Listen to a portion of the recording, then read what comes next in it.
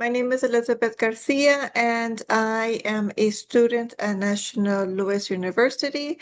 This is a power presentation on Module 6 for class EDU 305. Professor Brianna Carsons Morales. Today is February 26, 2026. And the title of my PowerPoint presentation is Student-Led Research School Funding Operation.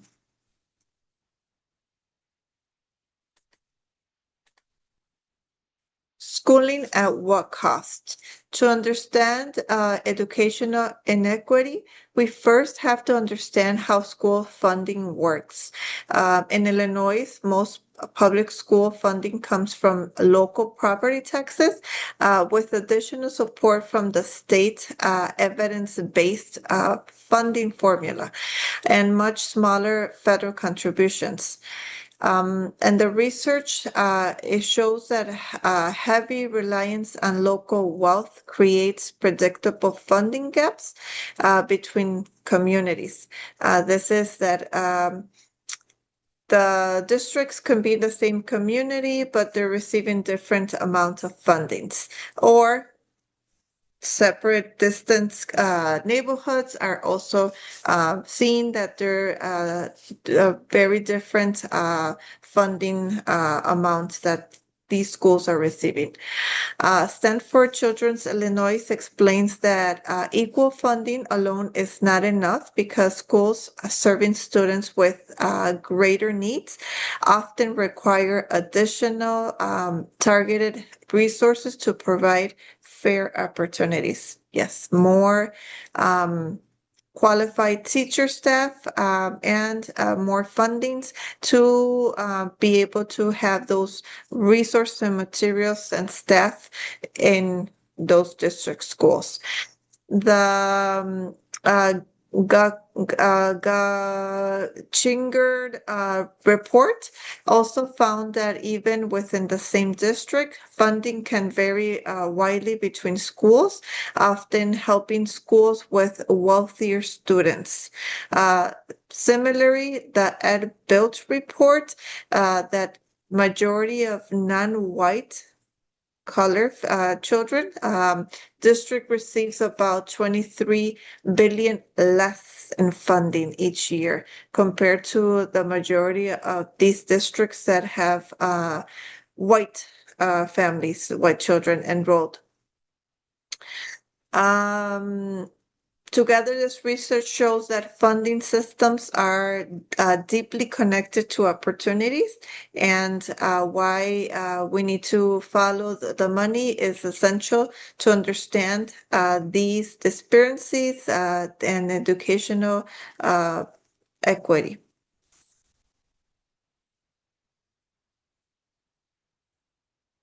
On this slide, I have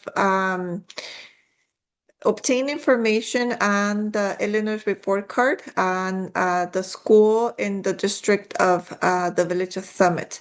My children attend these schools, and especially now that my daughter is leaving the middle school, her school is Heritage Middle School, and the district is 104 in Summit, where it did show me that the operation expenses per child was 25,000 per student per year. The funding is local, state, and federal, and this is only covering 84%. District financing rating from 7 to 10, and not the 84% is covering the full funding for each student. If you see in my graph, I have information of the other schools. And if you see on the bar, there's a difference of the funding that each school is receiving. And this is because there's certain schools in the same neighborhood in the district that have intervention programs.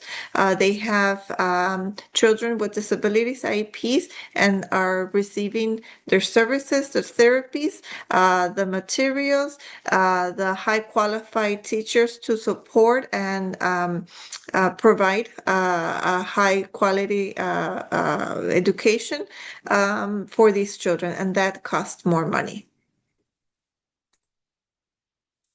The consequences of inequity. Researchers show that funding differences have really consequences in the classroom and has that as we have learned over these weeks and in the articles. The Garkinger report explains that even within the same district, schools serving more affluent students often receive greater overall resources, particularly because experienced teachers tend to be concentrated in these campus. Yes, teachers with higher experience, higher degree are going to be applying and working in schools with higher fundings. And these are the consequences that would be seen in these inequity neighborhood district schools.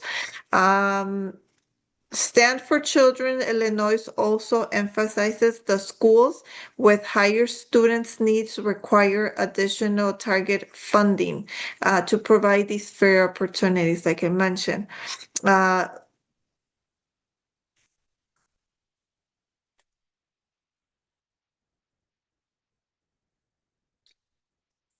One of the countries that I researched and looked about their funding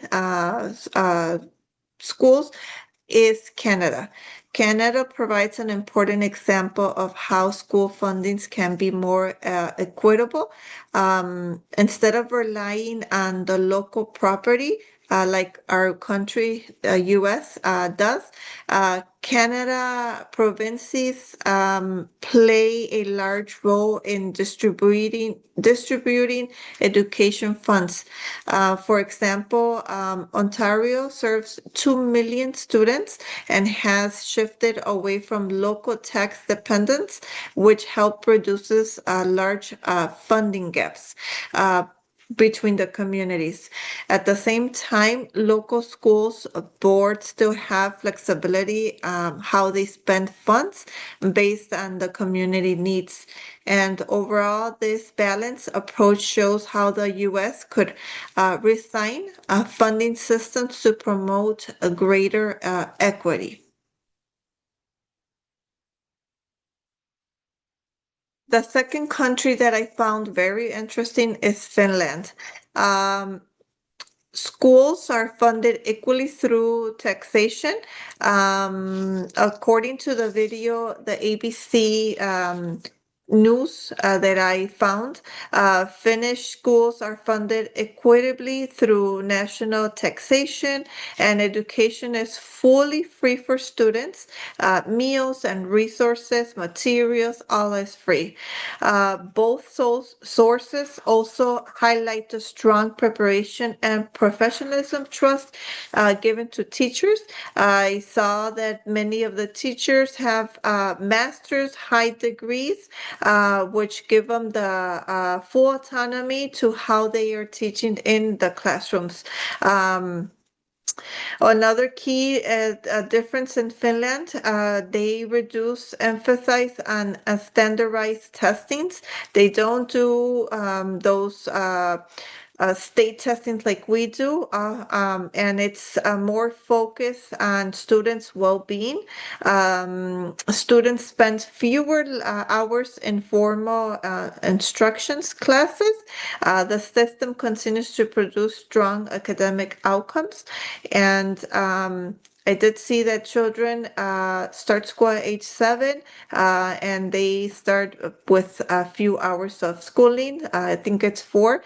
Um, Finland shows how a national commitment is equitable funding teachers, professionalism, and student support can create more consistent opportunity across schools. Another thing that one of the directors in the video said that once children have their grades, the internal testings, they do not share it with other schools because they don't want to feel a competition between the different schools or and district schools.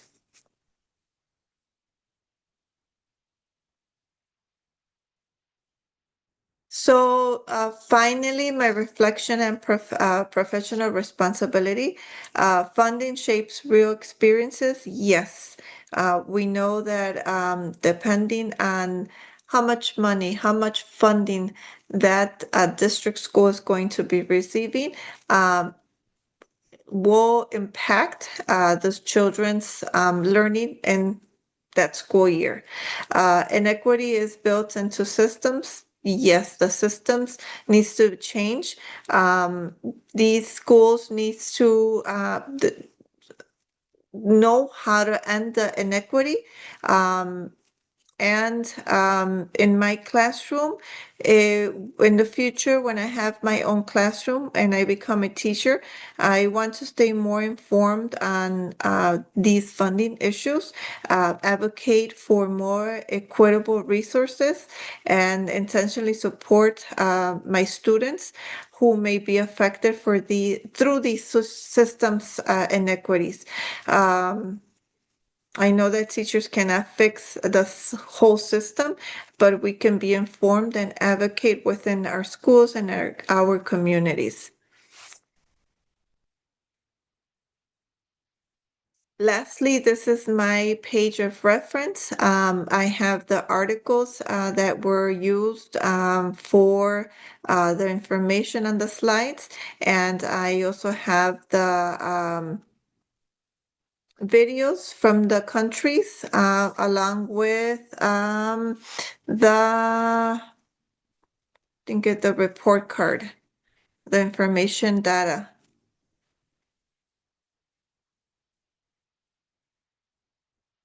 and that's it.